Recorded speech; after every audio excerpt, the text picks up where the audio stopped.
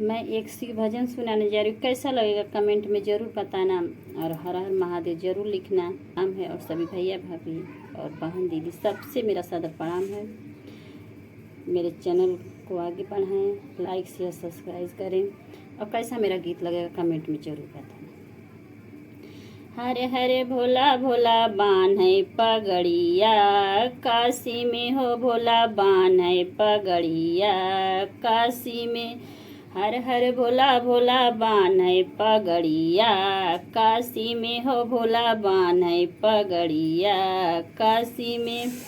गौरा नहालिन डुबकी लगाए, गौरा नहालिन डुबकी लगाए, झुरवावे चुनरिया, काशी में हो झुरवावे चुनरिया, काशी में। हर हर भोला भोला बान है पगड़िया, काशी में भोला बान है पगड़िया, काशी में। सीता नहालिन डुबकी लगाए, सीता नहाए डुबकी लगाए, झुरवावे चुनरिया, काशी में हो झुरवावे चुनरिया, काशी में।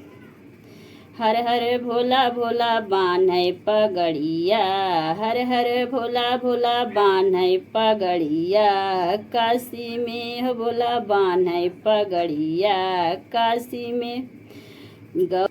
राधा नहालिन डुबकी लगाए, राधा नहाए डुबकी लगाए, झुरवावे चुनरिया, काशी में हो झुरवावे चुनरिया, काशी में हो झुरवावे चुनरिया, काशी में। हर हर भोला भोला बान है पगड़िया, हर हर भोला भोला बान है पगड़िया, काशी में हो भोला बान है पगड़िया, काशी में। कैसा लगेगा मेरा गीत कमेंट में।